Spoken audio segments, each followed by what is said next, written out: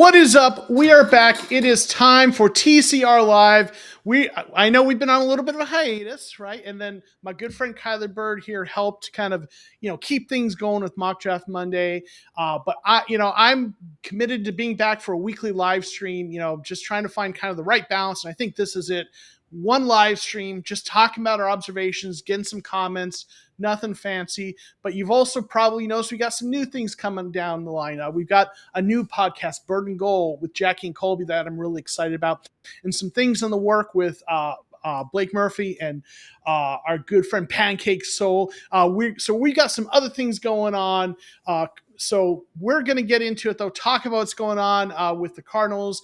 But first of all, I want to say, my good friend Kyler Bird, how are you? Hey, buddy. I'm good. It's good to be back. We've got another NFL season to talk about. Thankfully, we have a win to talk about. So right now, I'm good. Still riding at least what goes down in the record book as a win. And, we'll definitely get into it. This was a game that I was worried about, not because I didn't think we were going to win, but because I was worried if we didn't win, there was going to be concerns, right? This is the Saints, our odds-on favorite to have the number one overall pick this year, largely because they're in a rebuild with, quarterbacks. Neither of the quarterbacks on the roster I think anyone really thinks is the long-term plan there, in New Orleans. And as we'll get into, the game was not as decisive of a win as we had hoped it would be. And I think towards the end of this podcast, what we're going to do is I'm going to pose the question. We'll not get into it yet, but should we be worried? It's a win, but should be worried. So we'll kind of get to that. But real quick, I want to say hey to some of the folks in the chat. We got some great folks here hanging out with us. We got Lorenzo Tewa Haftawa. Thank you for being with us. 1-0. Let's get to 2-0. Let's effing go. I agree. We have our good friend Zach Payo time. One of the few Rams fans I can stand, right? No, I love Payo. He is such a good dude. The way I look at it is God made him a Rams fan because otherwise he'd be perfect. Right. So this is just what it is. So Payo, you're such a great dude. I think God said, if we made him a Cardinals fan, like everyone would be so jealous of him. He'd be just insufferable. But because he's a Rams fan, he's got just that something that brings him down to earth. So, but he's a great dude. Thank you for being here. He's been a guest on here before and legit good dude, really a good dude. We got Nick L, longtime supporter of the channel. Thank you for being here. Will Johnson has already said we will definitely be talking about Will F. Johnson. Holy hell, that was a good game. Yeah. Oh, so we will get into that for sure. We got Chris Young, a regular contributor in the Discord and a regular contributor here on TCR. Thank you for being here. Yes, nothing better than following up a win with the TCR live stream. Thank you, sir. I appreciate the love and kind words. Appreciate you being here. Another OG part, just a backbone part of this community, Silver Wolf AZ. Yes, the Cardinals, we should always be worried. Yeah, indeed, I agree. And Payo's just too kind, right? We all have our faults. Yes. So let's get into it. What I've asked Kyler to do is come up with just some observations he wants to talk about. I've got some, and we're just going to go back and forth, talk about those. And, we're going to try to keep this within an hour. And if we have time, we'll get to some Q&A, but we're going to kind of go back and forth with some of our observations. And the first, right off the bat, Kyler, the first thing you want to talk about is something we've already mentioned. CB1, Will Johnson's impressive debut. What do you think? You have to start with this one because this is the headline of the game. We'll get to the stuff that concerns us and maybe some of the not great numbers because even in a win, not everything's gonna work out great. But the headline, best silver lining of this less than anticipated win, I guess we should say, is that Will Johnson comes in as a rookie and he looks like who we thought he was. That is really the best thing that you can say about Will Johnson. In the entire draft process until literally the week before the draft, consensus first rounder was being drafted in mocks to the Cardinals very often at 16, like was considered that type of talent. And there was discussion the entire time of whether he was even going to be the first cornerback off the board. Him, Jahdae Barron, who is it going to be? And Will Johnson goes out and proves immediately in his rookie debut that all of that hype of what he did in college and great accomplishments, national champion, defensive MVP in the national championship game, like Will Johnson is Will Johnson, and he looked like it on a professional level. In the preseason, there was like some hand stuff. You're thinking, oh, maybe he's having some rookie growing pains, and we're kind of conditioning ourselves to be like, oh, that's we'll develop this player, and maybe the preseason reps were all he needed because he looked like an NFL professional football player in week one. It was very impressive. We'll get into the grades because PFF grades him exceedingly well from like an advanced analytic perspective. So eye test and advanced analytics hit both of them. He was spectacular. Yeah, and his, as you mentioned, his PFF grade 90.2 PFF grade, 90.3 coverage grade, right? 72.5 tackling grade, 60.3 run defense grade, but we didn't draft him to be a run defender, right? You Right. want him to be able to tackle some, and he did, but and that's fine, like 7 run defense snaps, but on 38 coverage snaps, 90.3. And as Nick points out here, like, that play, that the interception that should have been, but was a penalty on someone else, PFF does, those plays don't count, like they Mhm. don't count in the grade. So it was just amazing. Chris Young saying, the only downside of Johnson's performance this week is that if he has future games where he struggles, it will feel a lot worse than if he'd started the season typical rookie struggles. And Yeah. listen, if he plays this well every game, he will be the best cornerback in the NFL. So he's not, I don't see him putting up a Right. 90.2 Right. grade every week. But that show, like, to be able to put up a game like that as a cornerback one. Now, granted, the Saints aren't the best offense in the NFL, so we have to take that into account. But still, that's still impressive. That you knew the talent was there coming in. It's not like this is a fluky performance by an undrafted rookie free agent who just had one great game. There are reasons to believe that the high level play will continue. Will it be at this high level every week? Probably not. But if he can put together games with grades at 67, 72, 83 here and there, in the end of the year, he's going to have a PFF grade in the 80s and be in a top 5 to 10 cornerback in the league. Right. Because like, if you grade somewhere in the 80s, you're usually in the top 10 grades. Garrett Williams was graded in the top 5, and his grade was in the 80s. And for rookie, so absolutely, there are reasons to be excited about Will Johnson's debut for sure. I want to build off of that but wait, there's more. The entire secondary looked good, right? Oh, great. When you look at it, like, Max Melton had a 69.2 grade with a 72.6 coverage grade. Solid grade. Garrett Williams had a little bit of a rough day grade wise, 61.9, 64.9 coverage. And for anyone who doesn't know, a grade of 60 is a neutral grade. Like, you just didn't do anything great or terrible. On averages out that way. So just slightly above average, but not what we're used to from Garrett Williams. Jalen Thompson, 63.1 grade. And then Buda Baker, 75.4 grade. Rabbit, 80.4 grade.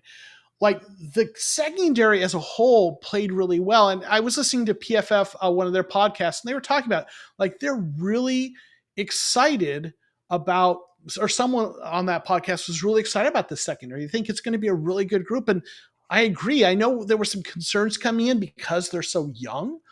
And the outside starting cornerbacks, Max Melton, and then a rookie, that I get that kind of concern, but they're also rookies that were highly drafted, right? Or second round, both of them, right? And then Garrett Williams, we know what he's become. And Rabbit has looked really good, and we know what we've got in Buda and Jalen. So, like, this, we've been talking about how the defensive line is going to be like the strongest unit in this team, but man, what if this defensive back group that we've put draft capital in just starts to materialize and show us what we've been looking for? That could be really exciting, right? Right. And this has clearly been part of the roster building strategy. We've drafted 7 cornerbacks in the last 3 drafts. Monty Ossenfort has thrown a bunch of capital into this. And I think that was a strategic move, knowing that your head coach, Jonathan Gannon, has that background with cornerbacks specifically, but with the secondary as a whole. And you're just giving him chances to find the right guys. And you might finally have hit on some combination that is really going to work the way Jonathan Gannon and Nick Rawlis want this to work, the specific skill sets that they're looking for. And that's one of the reasons that Will Johnson was mocked to the Cardinals so often. People saying this is like a Jonathan Gannon type of cornerback, uh, amazing zone corner, can do man when he needs to, but like the best zone corner in the draft, no question. Was always sort of the thing about Will Johnson. Max Melton, he's a second round cornerback. Let's not forget that either. He's a high draft pick from just last year.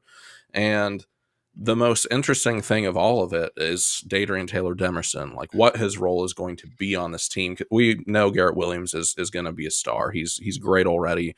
He's solid. We don't need to worry about him. But Rabbit, out of 75 defensive snaps, he played 50. So that means in this game, and I didn't notice this watching it in real time, there were 3 safeties on the field for 2/3 of the snaps, because Buddha and Jalen Thompson played all 75 as well. So Jonathan Gannon and Nick Rawlis are dedicated to finding a way to get the best players on the field, regardless of what the initials before their names are. Rabbit is a safety by definition, but he is a defensive back that has earned his way onto the field, and he played at a high level. He had the second highest defensive grade on the entire team. So you have a second-year guy and a rookie with the 2 highest grades on the defense, and they're both in the secondary. That's really fascinating to me. Just 50 snaps. That I did not notice that in real time, but 3 safeties. The Rawlis defense is going to continue building that reputation as a very unique defense in the league. And I want to use that as a jumping off point for something I tweeted out. You may have seen this. Because when I was looking at the PFF grades, I look at the PFF grades and I just look for interesting kind of things that just maybe are telling a story, And one of the things I noticed when I looked at snaps, Mac Wilson Sr. had 75 snaps at weak side linebackers, where they primarily identified him as in terms of how they positioned him in their grading system. Davis Gaither had 28 snaps at Mike linebacker. Okay, our middle linebacker, and how the designation on it just is where PFF sees that they're lined up. So it's not about who has the green dot; it's just weak side Mike, right? But only 28 snaps. Now Davis Gaither graded well, but he only played 28 snaps. But defensive backs had 78 snaps total amongst all defensive backs aligned in the box. Now, with the way PFF does their grading stuff, and this is something I know from the short time I did some stuff working with them years ago. Is the in the box includes people aligned as strong safeties or inside linebackers. So of those 7-8 snaps, some of it is strong safeties. It's really how deep they are, free safety versus not strong safety, how deep their line is, how's the kind of find that. So basically what we're saying is people kind of between the tackles and that aren't too deep. So whether middle linebacker or strong safety, and the difference between that sometimes is just nominal, and just where they're at, how a yard or two difference in how deep they are. But the point being, when you're talking about playing in the box, what I put on that tweet worth watching, because in my mind, the way I'm looking at this is like, we're wondering what was their plan with middle linebacker. They brought in Davis Gaither, who's kind of been a kind of a backup depth special teams guy. And we didn't have a guy who, we've got a couple of young guys, but besides Mac Wilson Sr., there's a little bit of question, what's the plan at middle linebacker? And the plan might be Buda Baker and company, like some of those snaps. Certainly they played Davis Gaither for 28 snaps, but that's less than Rabbit played. And just with what they're doing with their defense and alignment, it just feels like what they're doing is a little bit of time they'll have 2 linebackers out there, but a lot of time they'll be moving pieces around, and they used Buda like a chess piece last year.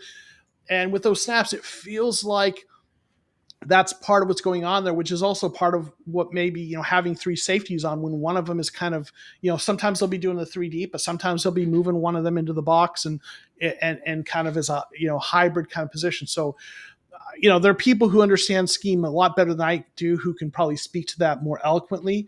But I think there's some interesting points about that related to what you're talking about. Anything else you want to add on the secondary other than we're all kind of really excited about where it's going?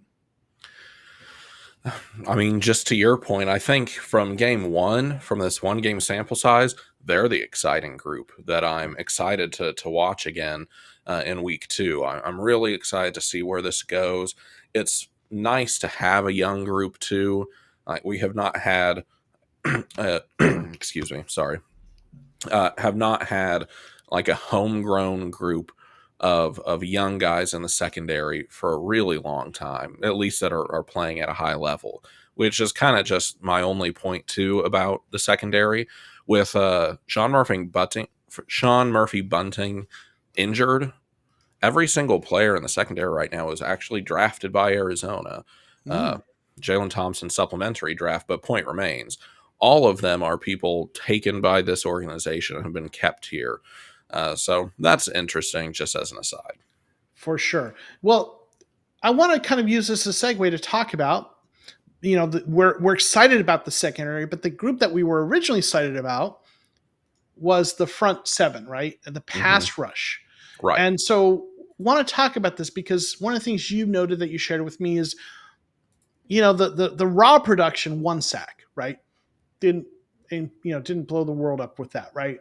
But there's some deeper stats that I think are worth looking at. So I'll let you kind of jump into that. What I've got listed here: performance versus production. Right. Oh, look, we all had the same idea in our head. We had rebuilt the defensive line. That seemed to be where the heavy focus was. We gave a pretty large 4-year, $76 million deal to Josh Sweat in free agency. We got at least the best available guy on the free agent market as far as pass rushers go. And then we also brought back Calais Campbell, which is great. We've got Darius Robinson coming back. We took Walter Nolan, who's unfortunately on the pup for at least the next 3 games, but we took him in the first round. Lots of focus going into this, hoping that this would, one, solve some of the run defense problems, and two, solve the pressure problem that the Cardinals had last year. And I say that specifically because the Cardinals had 41 sacks last year, which was good for 10th in the league. The number of sacks was not bad. It was just split up amongst 17 different players, which is kind of crazy. Your sack leader last year had what, 7? Some, Mm-hmm. or it might have been less than that. It might have been 5. Zaven Collins was our sack leader last year. That's not good. So we were looking, oh, maybe we've rebuilt this defensive line to finally have a premier pass rusher again, like the Chandler Jones days, thinking maybe Josh Sweat would be that. So yes, 1 sack on this game against what is not a highly regarded Saints offensive line does seem like a disappointing amount of production to go on a stat sheet. So I totally get that. Yeah. You kind of have to dive into some of the advanced metrics to see that they were doing their job. It just didn't show up in particularly flashy ways. So, like, my example for this is Josh Sweat, because he is the guy who has the highest expectations. Paper or plastic sacks are our favorites. Hey, Brian, good to have you in here. So, Josh Sweat, we wanted him to be the sack guy. We want him to be the premier guy. He doesn't come away with any, but he does finish top 10 in the league for edge pass rush win rate. He was affecting Spencer Rattler. You could even see that just through the eye test. He was getting there. He had his hands on Spencer Rattler several times, and I will say, to his credit, Rattler got the ball out fast, really fast, and that was mostly on him. So good job on him. But he was being pressured by the Arizona Cardinals defensive line. It was just not resulting in the amount of sacks that maybe you want to see. But Josh Sweat, let's see, he was in there for 17 pass rush snaps listed, and he wins 4 of those. So he has a pass rush win rate of 24%. That's good for 9th in the league. The only person on this line who did end up having a sack was Baron Browning. He had the single sack of the afternoon. He is also in that top 20 list at number 15. 10 pass rush snaps. He wins 2 of them, so 20%. Um, the edges were doing their jobs. And beyond that as well, they were winning against the run. They figured that out. After the first quarter, you kind of think, man, Alvin Kamara's kind of getting ahead of steam. He might be a problem this game. He ends up with like 45 yards. The defensive line as a whole figured out the run game, and they managed to put a stop to that almost completely. Kamara was not really a factor second quarter onwards. And on the interior, even, Calais Campbell, he finishes 12th. For defensive tackle pass rush win rate, which is all. Those are good numbers, man. They did their job in a show up to work and do your job type of way, not like a flashy I'm gonna play for a new contract type of way. Yeah, and I think you hit on some really important things there about what they were doing offensively. And like Spencer Rattler, I'm looking at him right now, right? His PFF grades. His time to throw was 2.38 seconds. Yeah. Okay. That's very quick.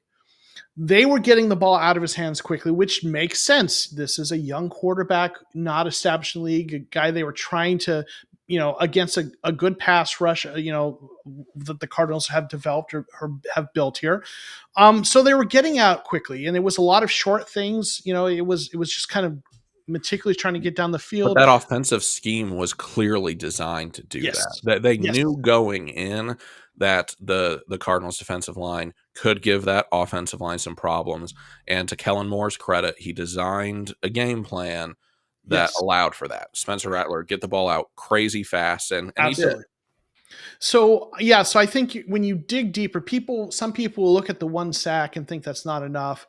But when you look at the pressure things, the win rates that you've talked about, and the pressures, and the fact that Spencer Rattler was getting that ball out quickly by design, clearly it was a plan.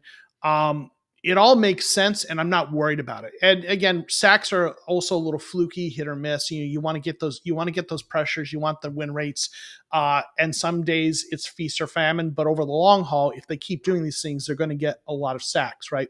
Right. So I think again, yeah, the performance was good, even if the production at first blush doesn't look like it was there, right? So yeah, I think that's a really great point you bring. Now, speaking of the trenches, though, Cardinals offensive line wasn't great. Yeah. Wasn't great.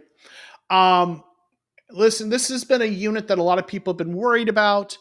It's a unit that I felt cautiously optimistic about because I think they have put draft capital into it. I've talked about it on here a lot of times, and other people have talked about it too. It is a weak link unit on teams where you don't need to have a ton of stars. You just need to make sure you don't have any weak links. If you have decent but not great guys across the board, pro guys, you can be successful. What you need to not have is a weak link or two. And that is how they've built the roster. Like there's no one on this offensive line that right now is like a shoe-in Pro Bowl player. There are guys that right now could make a Pro Bowl, Froholt and PJJ, if they have kind of a good season. And there's guys with upside, but they have not built it with guys that are clearly Pro Bowl guys yet, right? Again, development. Paris Johnson Jr. has a good chance to get there. Froholt could get there, but they've built it with guys that are solid, right? And better than what we've had in the past, right? We remember some really bad offensive lines, but they didn't do any significant upgrades this year, or really no upgrades. They just really brought in, they brought back some guys. They drafted a developmental guard who's injured right now. So it's a concern, right? Like it wasn't a bad offensive line last year, so it's not like they had to get better, but they could have, and they didn't really. They're just trusting the development. Now, again, we could see Hernandez step in and help, make a difference. But it wasn't great, and it was really bad on the run blocking. When you look at, and I posted a tweet of this when the run blocking grades, I'm just going to read them to you. Isaiah Adams, 43.1. Paris Johnson Jr., 55.8. Froholt was decent, 69.4. But Jonah Williams, 40.2. Evan Brown, 39.6. You had 3 of your 5 starting offensive linemen with PFF run blocking grades in the right around 40. That ain't good. You want better than that. The pass blocking grades were a little better. The floor was better on that, but the run blocking wasn't great. And offensively, that's supposed to be our strength is running the ball. Now, to credit of New Orleans, their defensive front, they've got some good. That's one of the units where they have some good players, and they showed out. But yeah, so there's some concerns, right? Offensive. Real quick though, I want to say Red Sea with a super chat. Thank you so much, Red Sea. We appreciate you being here. Long time part of our community. Takeaways: Will Johnson's good at football. Drew Petzing is bad at calling football. So Drew Petzing, but he's supposed to be good at the running game, right? And it wasn't great. It's one game, but what do you think about that, Kyler? The weird disparity there between the run block and the pass block grade is the biggest takeaway for me. I don't really know what to attribute that to. I did see someone in there mentioning the new offensive line coach, which is true. Clayton Adams is gone. He's now with Dallas Cowboys. So that exact offensive line system that we had last year that worked out well, it was a good enough offensive line, isn't there. We're learning with a new guy. Paris Johnson Jr. had a pretty elite grade at pass blocking, but even him, a pretty below average 55.8 for run blocking, which for a team whose entire offensive identity is built around running the ball, that's why it's not good. Kyler Murray had a 3.2 something seconds to throw the ball. He had time to throw the ball. He made a few questionable decisions. He bailed the pocket a few times and took sacks that weren't necessary, and I'm not going to necessarily blame on the offensive line. But yeah, the run game didn't work. If you take away the 52-yarder Trey Benson run, then the yards per carry for the team is not good. He alone with that one significantly improves that particular number. So that is weird, but to the Saints' credit, that their defensive line is one of the best parts of their team, probably. Like really savvy veterans that are still on that line, like Cam Jordan and Carl Granderson. So there is that, but the lack of run blocking and the lack of rushing offense in general was a really concerning part of this offense for me. Yeah, I'm with you there. We now this comes to that larger question kind of I mentioned earlier when we got started. Is this should we be worried long term? We need to pay attention, but sample size wise, it's one game. It's the first game of the year. As Brian said, they hadn't been playing together for a while. It's how much of it is rust, how much of it is I there was some conversation on Twitter that I was in with folks asking, is it Clayton Adams? And maybe it's hard to know. Yet you need more games to know. Like, here's it. You've got a data point here, and the data point is offensive line didn't perform well in the run game. They were decent in the pass blocking game, but the run blocking game was subpar this game, right? And there's a lot of possible explanations for that. Possible explanations, the rust. The possible explanation is the coach. Another possible explanation is the Cardinals were kind of playing a grinded out tight game, taking shots deep here and there, and the Saints were kind of playing the run. That the Cardinals' game plan was we were ahead and we're trying to grind out, slog it out, slow it down, and take an occasional shot. So it could also have been the Saints' kind of game script. They were playing the run, right? And it could be that the players that that they're, I know some people are really concerned about Isaiah Adams. I'm still like, his rookie year was actually not terrible. There's room for improvement, especially in the pass blocking side. We need, they drafted him for a reason, but it was more physical traits and we need to see some development. But some people are worried is an issue with the talent, right? Are they going to need to, improve or upgrade or something? And the answer to all those things is maybe. Yeah. We need more data points before we can say so. And I know, listen, people like making hot takes with sports, and there are people who will say, "Well, I know what it is," and if they're right, then they're going to be insufferable about it. I take a measured wait and see approach. Some people like that, some don't. But I need more than one game of this season to know what it is. 4 games from now, though, if they're still playing like this, then it's there's a problem, and it's probably some combination of coaching and maybe the players. But if they have better games, then maybe it was just rust. Maybe it was game plan, right? Hmm. Game script. It's so we're paying attention, but I'm not going to say what it is yet because we need more games to know for sure. When those patterns have to Yeah. emerge. Especially with offensive line. Yeah. Offensive line stuff is hard to grade anyway, and it's hard for a layperson to really understand whether an offensive line played well or not.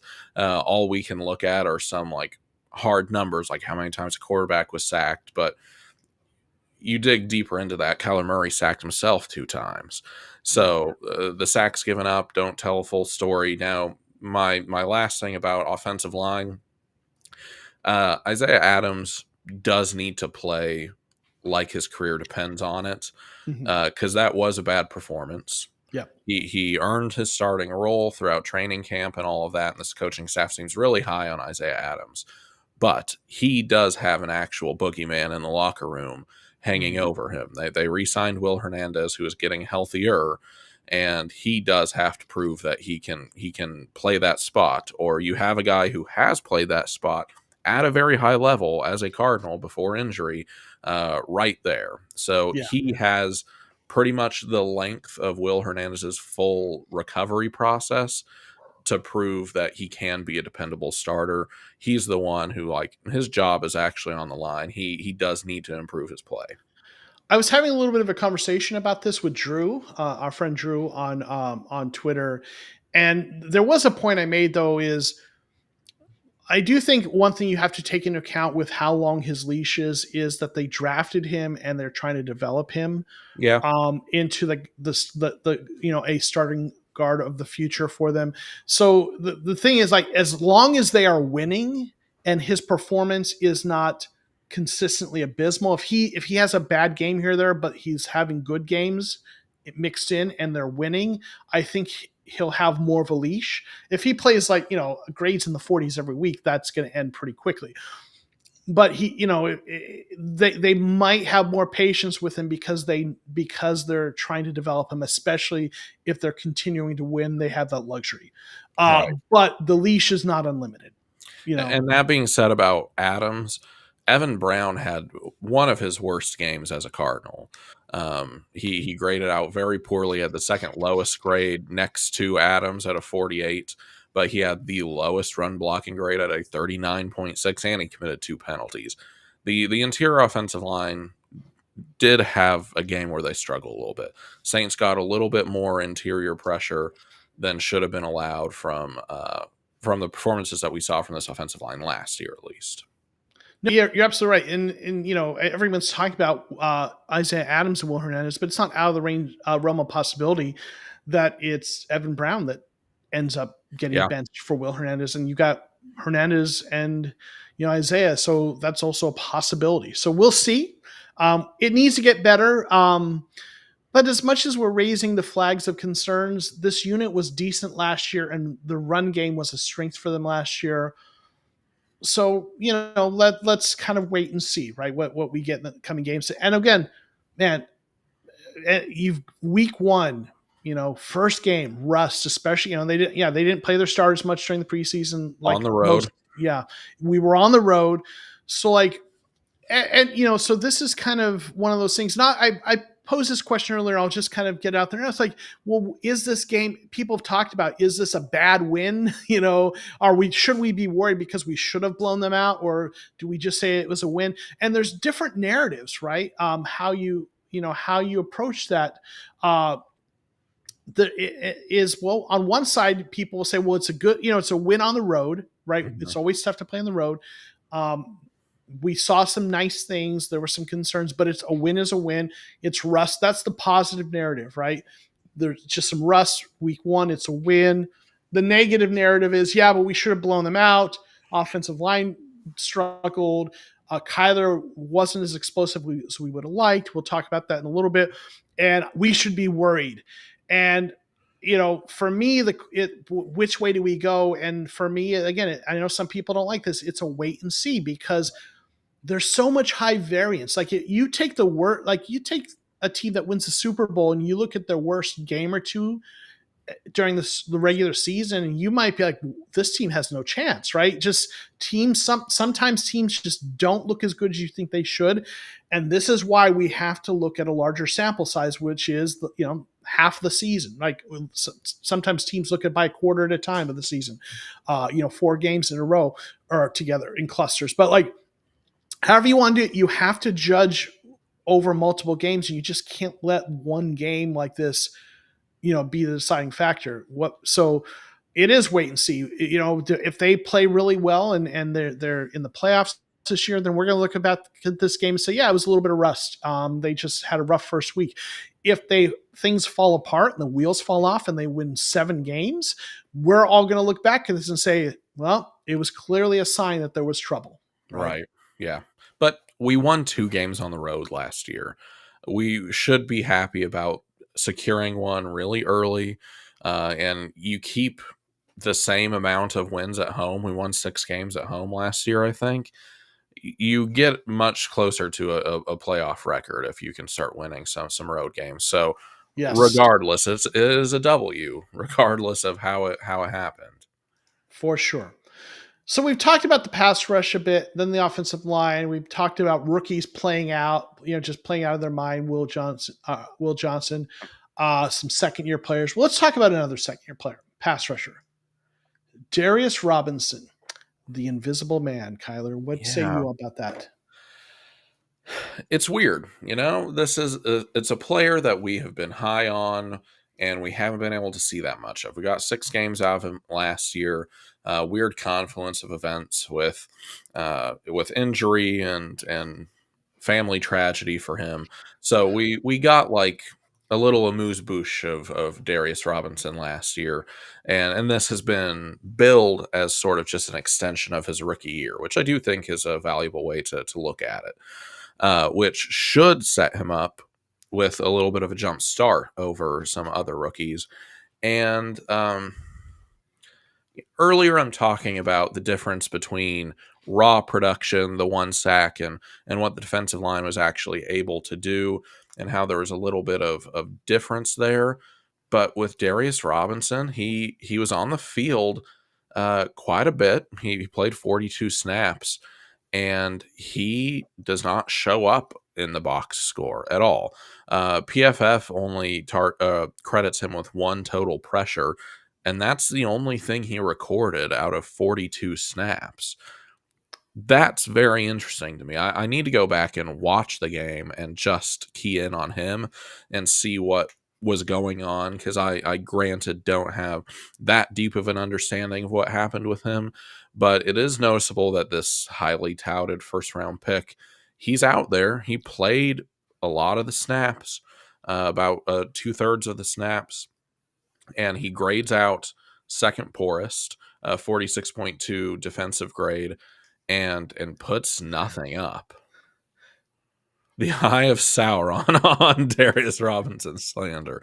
Yeah, Yes. Darius is very much Brian's guy, and not a guy that I don't believe in just because of this one game, but noticeable nonetheless that nothing, absolutely nothing. Kyler, can I correct you on one thing? Sure. You say that he only showed up the box score with 1 pressure. Right. He had one more thing in the box score. He had a penalty. Oh. Stupid me. You're so right. Did he? I forgot about the penalty. I just see this because they record that on PFF. I'm looking at this out. Oh, yeah, he did. Yeah. So how dare you deny him? Right. Yeah. He had the offsides. Yep. Yeah. That's right. How can you not give him credit for that?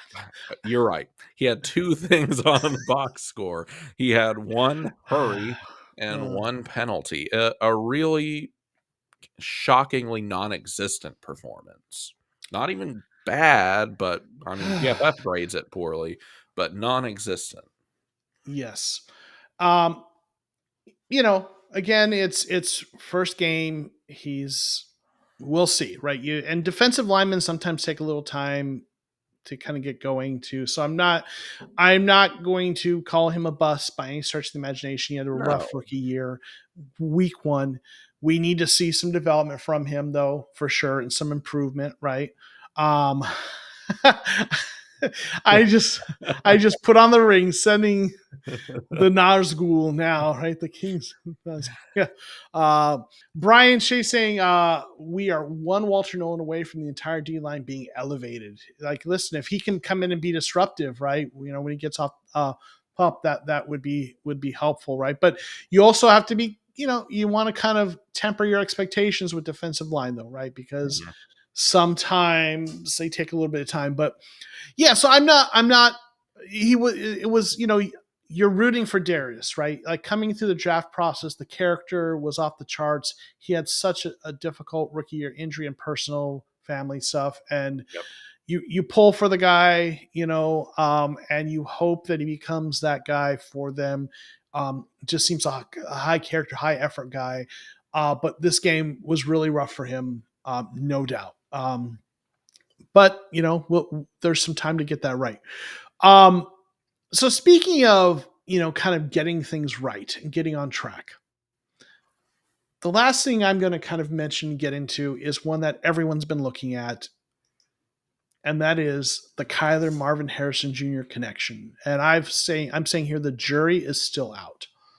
There were some really nice moments, right? Mhm. I mean, we talked about this on our preview, that the deep passes just were non-existent last year. It was just uh just really aberrantly low, like just such an aberration of how bad they were. Yeah.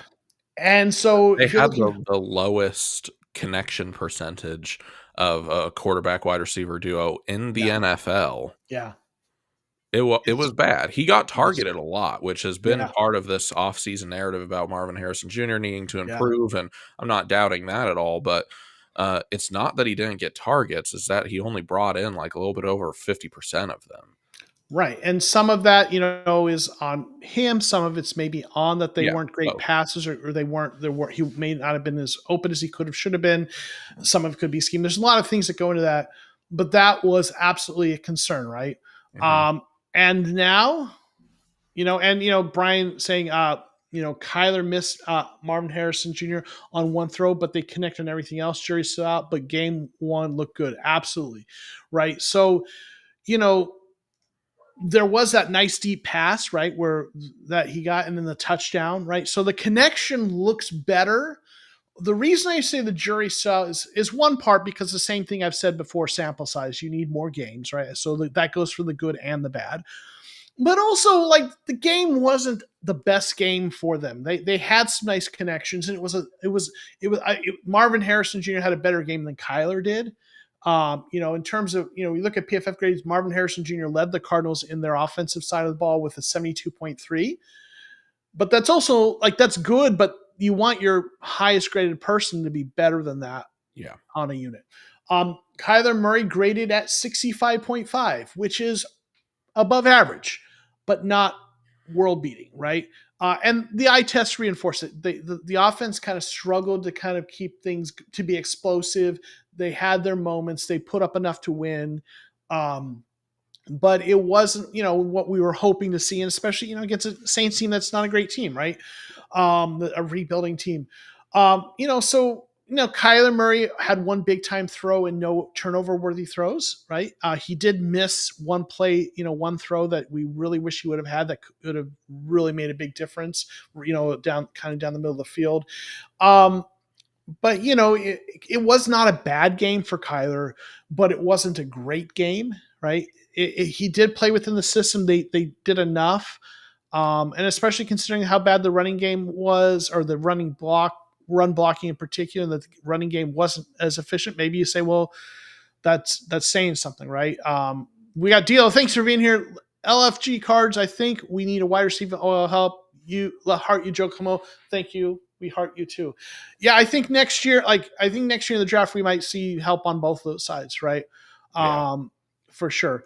Um, so the jury's still out because even though the connection was better, and Harrison had a nice game, but he was under 100 yards. That's not everything, but like it was a good game, touchdown, and I'm not sure how many yards he had to tell your head, but it was. I mean, it 71. was.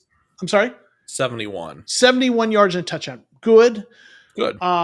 But if he didn't, if it weren't for the touchdown, that's not a great game, right? Right. And Kyler again, efficient at points, off at points. So it was we there are signs to be optimistic about for sure, right? And Brian's saying pass blocking was not awesome at times. Yeah, the pass blocking was better than run blocking, but there were points where it wasn't there. He got sacked a few times, right? So again, the jury's still out. There are reasons to be optimistic, but we need to see more and better and consistent, right? And again, if 8 games down the road, we look at this and this is one of Kyler's kind of lowest graded games, one of his worst games, and he's had better games. That is everything we would have hoped for, because if the MVP type quarterbacks, this is what their bad games look like. They might have one game a season worse than this, and then they have 3 or 4 games that look like this, and then they have the rest of the games that are better or much better than this, right? So if this is one of his worst games, if he only has a couple games this bad and none that are really, really worse than this, then the Cardinals are going to be rolling. If this is an average game for him, it's going to be a lot like it was last year. And Aaron Van Buren, our good buddy AVB, our resident offensive line aficionado. Remember, I wanted OL help before it was cool. I called for all on this very show, and here we are. Yeah, I still like going with the receiver, but I would have liked to see what I would have liked to see them is I would like to have seen it maybe a little bit earlier pick an offensive line this year for sure. But so we'll see. So it depends on what happens from here on out. But listen, I said this in our preview, and this is going to be a theme for me this year. Anyone who's been kind of watching my content knows I've been a Kyler Murray apologist for a long time. I believe in the arm talent. We know what the leg talent is. I think his situation with the coaching staffs and the injuries, I think there's strong arguments that he hasn't had the right situation. When we look at things, this year is the right situation. We believe in this coaching staff. We believe in what this front office, Monty in particular, is doing. We believe in how they built the team. Yes, maybe we could argue they should have got this or that. Maybe there's a few things we'd like them to add. But overall, the strategy is good. Year 3 in the system. He's healthy. They've got what they need. So where I'm going with this is, as much as I've been a Kyler apologist, if this team does not make the playoffs, something has to change. I don't believe it's Monty because I think he's doing the right things. I like what Jonathan Gannon's doing. So where it comes back to is, if they don't make the playoffs, one of 2 things happen. Either Kyler hasn't played well within the system or he's been injured. And in either case, I'm actually at that point going to be the point where it's time to move on. I'm not there yet. And again, anyone who's watched me knows that I am like, that's a big statement for me to say that, because I've been such a Kyler apologist. At the end of the year, if they don't make the playoffs, though, in year 3 of the rebuild, then something's gone wrong. And I believe in the general manager. I believe in the coaching staff. At that point, I would be ready to say, we got to move on. So I'm watching this. I'm at the same point with Kyler, because you can only go so many years of saying, this is what the quarterback needs to improve on. And yeah, it's a journey. You can get better till you retire. But there are things still happening with the processing of the game that we shouldn't be saying about 7th-year quarterbacks. And I think this is pretty objectively the best situation he's been in as far as organizational culture. He has talent around him. They really invested in a defense, which is just as important as skill players for a quarterback. Like, you have to have that side of the ball to help things out. The offensive line last year was pretty good. If they can replicate that again, then it should be good enough again.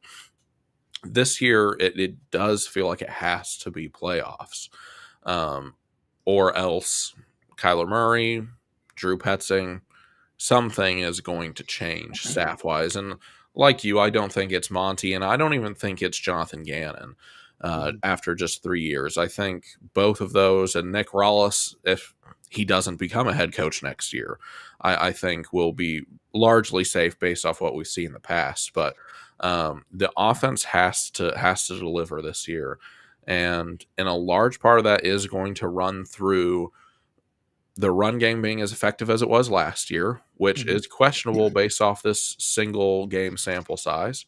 Need to see if that is going to pan out the same way. You can't necessarily predict that it will just be as good as it was last year.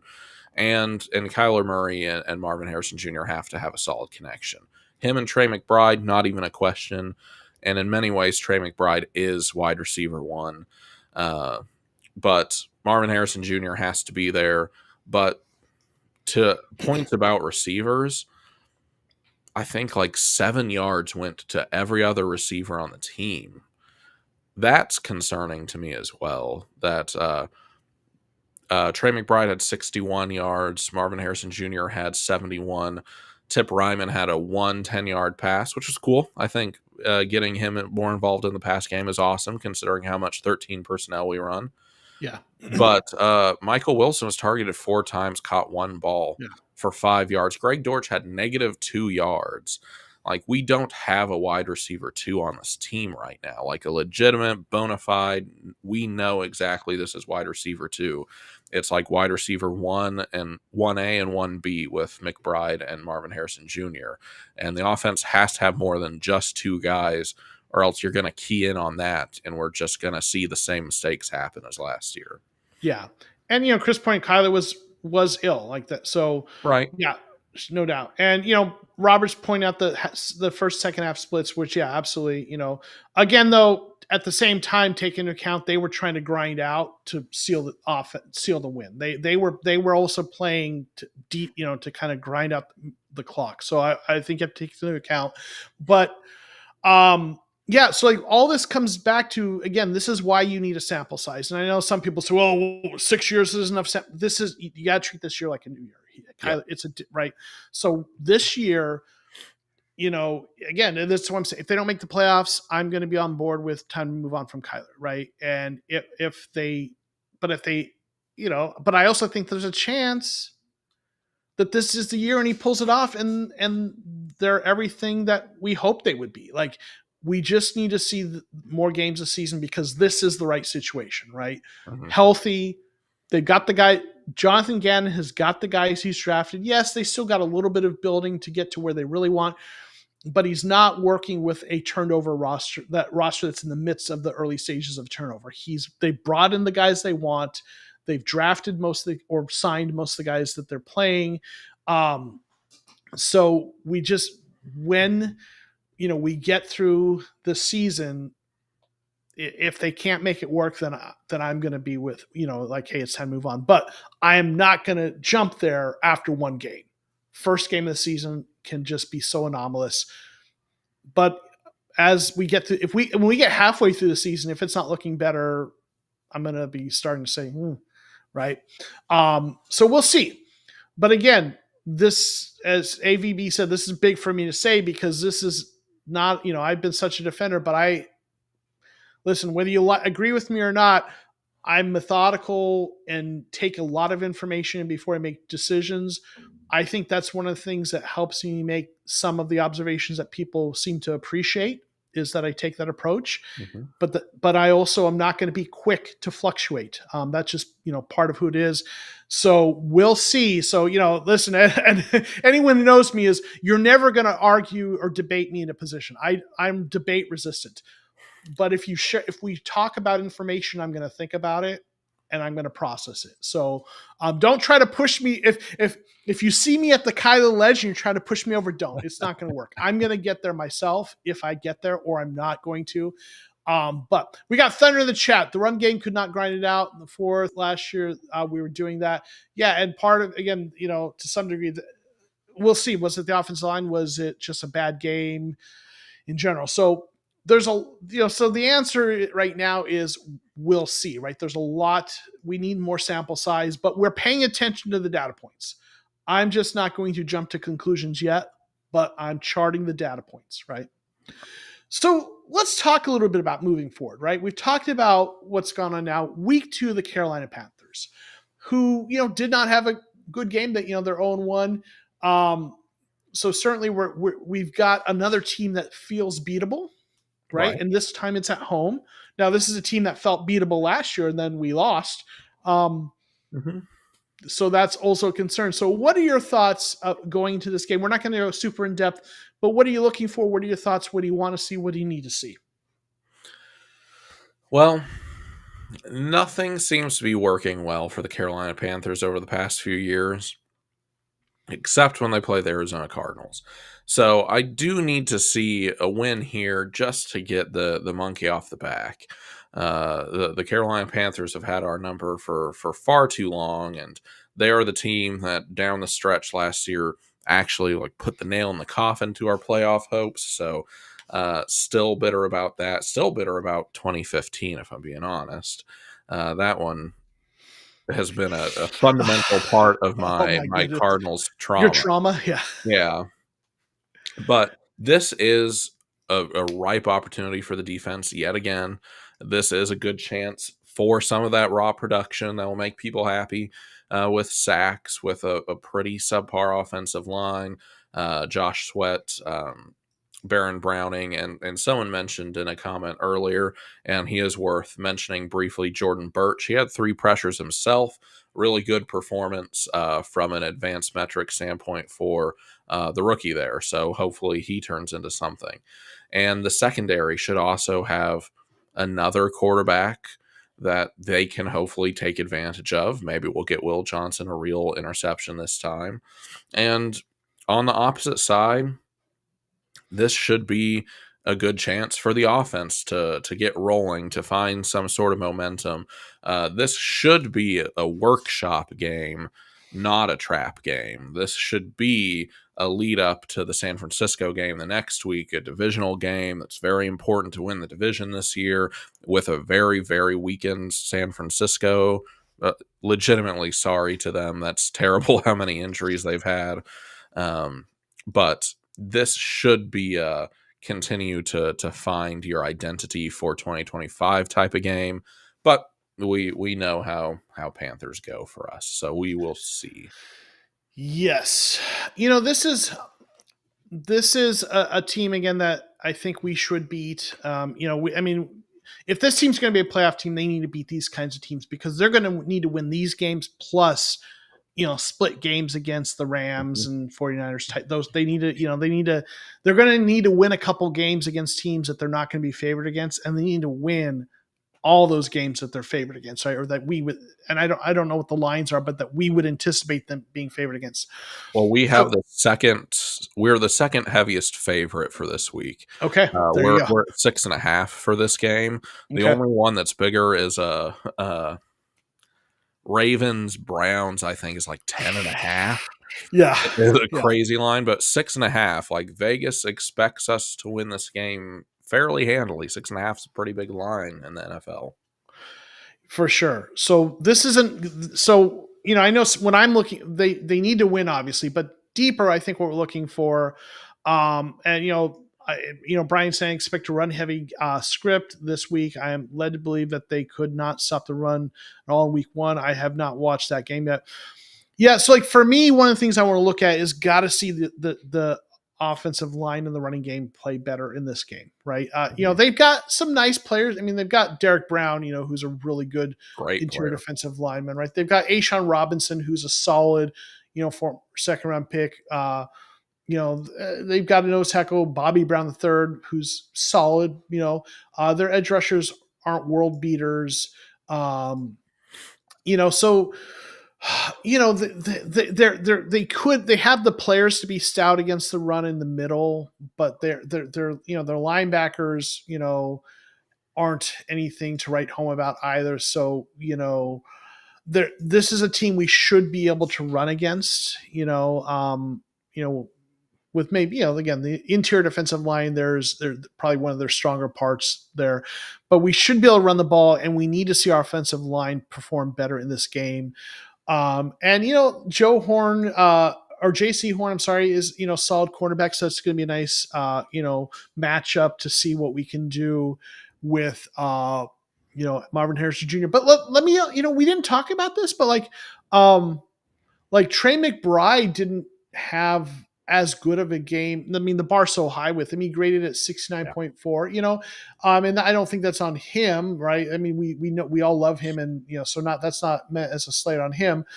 But we also want to kind of see maybe a bigger game from him against a team that doesn't have the great linebackers cover. I think there's going to be a matchup problem for that. He's going to be a matchup problem for them.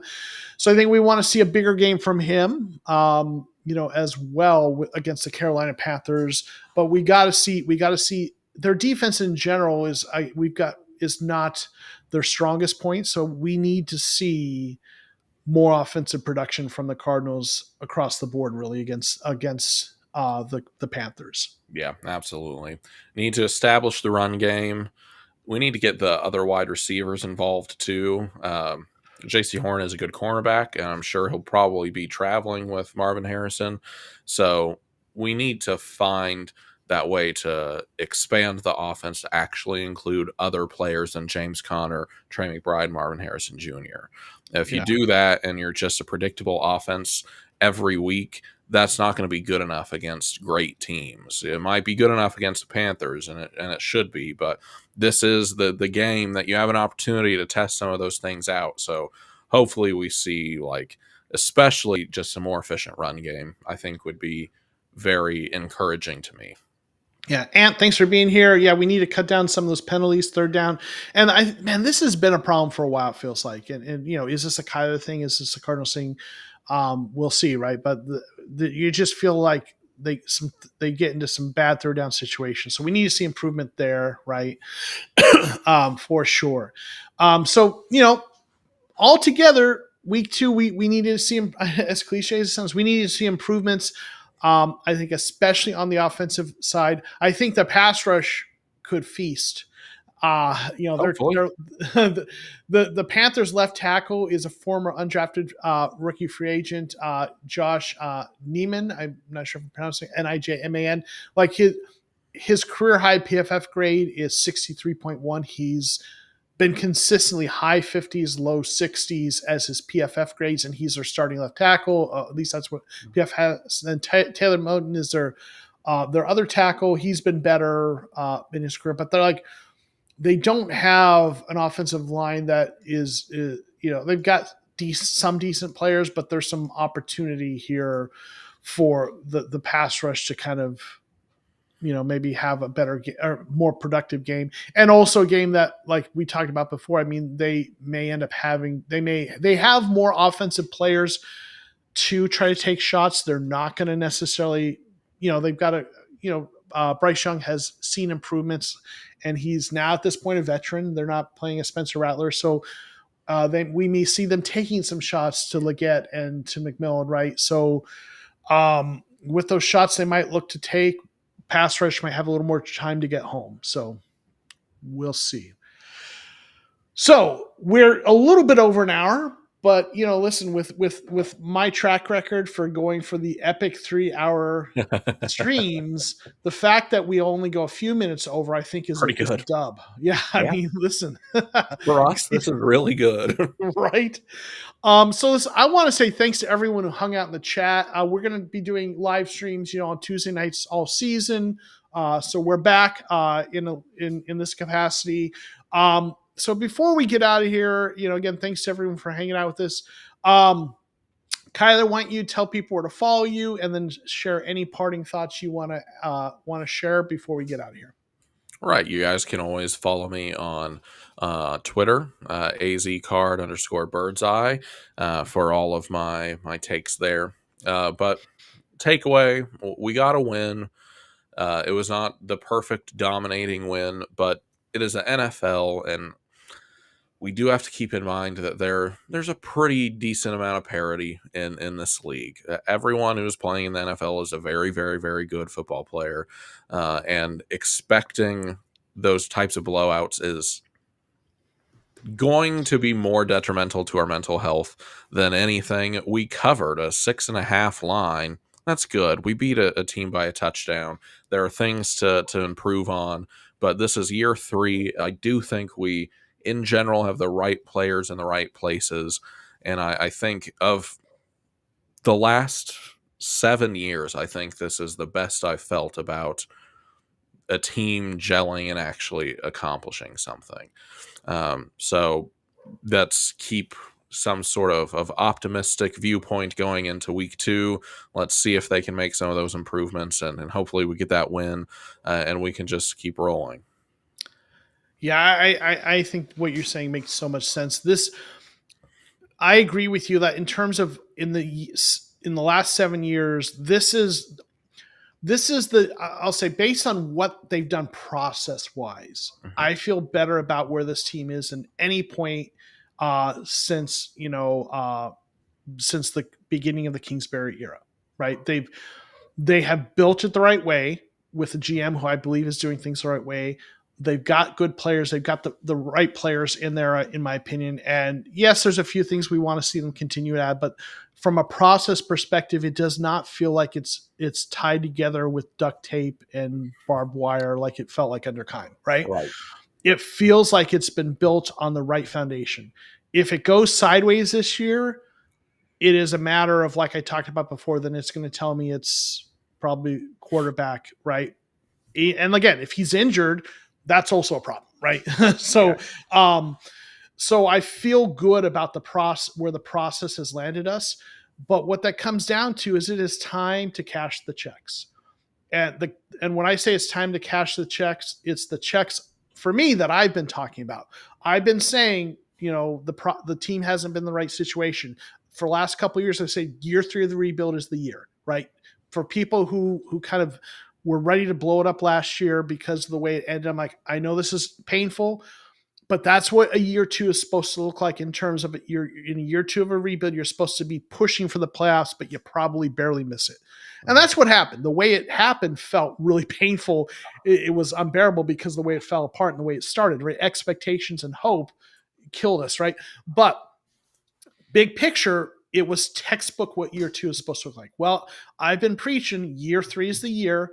That's what it was like for the Lions, right? Their 3-year rebuild, right? That's the textbook. So it's time to cash that check year 3. So if they don't pull it off, then something's got to change. Mm-hmm. I believe in the GM and the coach more higher level of confidence than I do the quarterback right now. So if something goes wrong, again, it's the quarterback, but it's time to cash that check, right? On that regard. And then again, it's time to cash the check for Kyle. I've, again, probably been more patient with him than any other fans I know, right?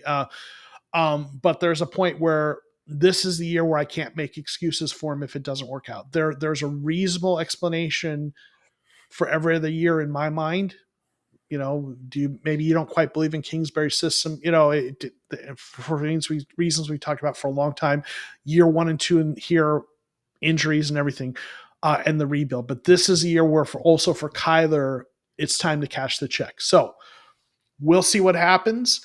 But for me, I'm here for it. I'm excited to follow this season because this season it's going to be exciting. Either they're going to do what we think they're going to do and be a playoff team, or we're going to be in for a new quarterback situation, which is also kind of exciting to figure out what that's going to look like, right? So I hope Kyler ends up being the guy. I hope he proves my faith in him right in the past, but it is time to cash those checks. All right. Well, you all know where to find me. You find me here, and you can find me at Twitter at JOKOMO13, JOKOMO13.